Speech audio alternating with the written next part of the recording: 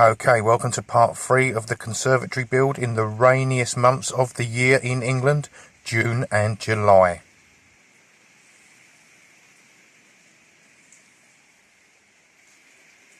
Moving on from last time, I've gone out, I've got the polystyrene for the insulation. I am putting some more uprights in, but look at the weather. So regardless of the rain, the wife has fitted and cut every single one of these polystyrene panels you see. Fantastic job. Still got to do a little bit this end, but it's already looking so different. Nice and snug and neat.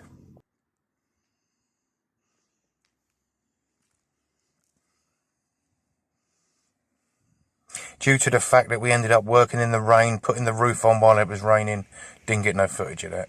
Oh look, more rain. Anyway, now we shall jump forward to all the polystyrene insulation fitted and all the windows in. Moving on to some self-leveling compound on the floor. Hoover it up, make sure it's nice and dust free. Don't want any grit, it interferes with the self-leveling compound. So I sweep it, I hoover it, and then I seal it with an 8:1 PVA mix. I use the Evo Stick PVA, just because it's branded and you know what you're getting. Brush it round with a broom and cover the entire floor. This will seal the dusty concrete and stop the self-leveling drying too quick and cracking.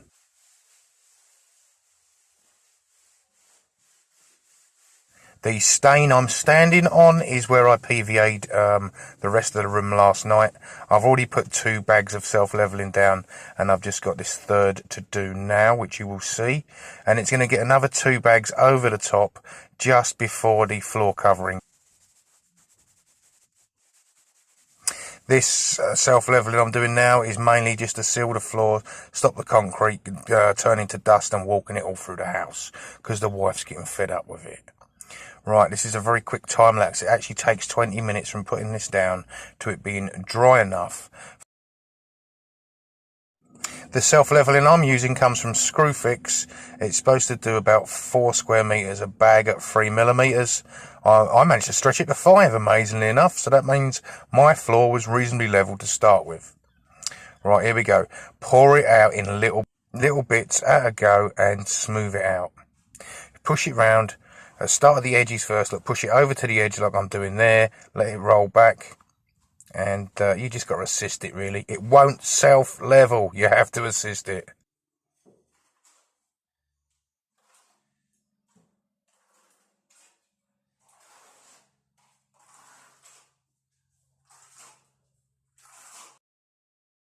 Now, this self-leveling from Screwfix is £15 for a 20 kilo bag, which is very cheap. You can also use this same bag on exterior work. So, and it's got little fibre meshes in it as well to keep it strong and bonded together. So this is one of the best self-levelings I've found. I add a quarter of a litre more. I take it from 4.4 to just a little bit more than that.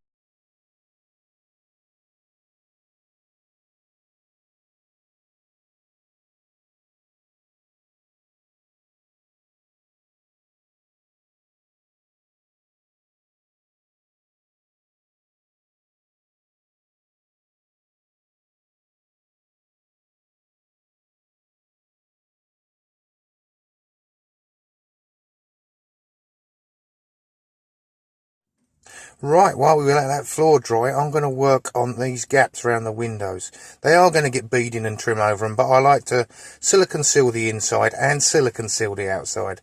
That way you know you are very watertight. So I'll put a bit of, I'm not worried about getting any silicone on the wood, but I am the window frame. So I've only masking taped the window frame side. I want this to be a secondary seal, so if anything happened to the outside seal, this.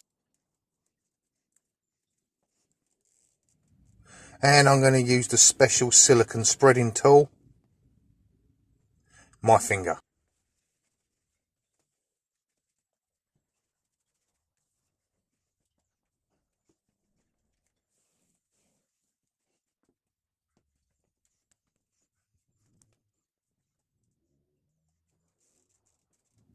Same again with these two here. Just masking tape up the window frame. Pump the silicone in nice and good and push it in and down and clean it off with your finger. Wipe your finger on a bit of towel, pull off the tape, job done. Don't forget this is still going to get covered with trim.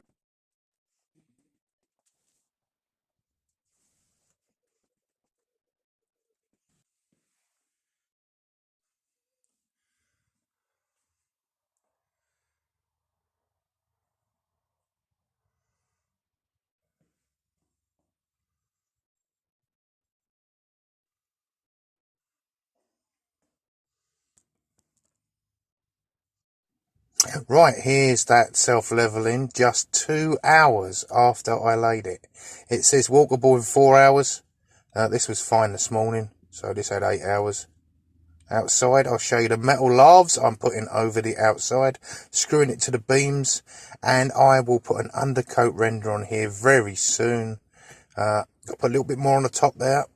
Didn't get round to that last night, but that's going to take the scratch coat undercoat render, and then I'll do a top coat over that when it's had a couple of days to dry. I think I missed out showing you the roof, so here it is from the inside.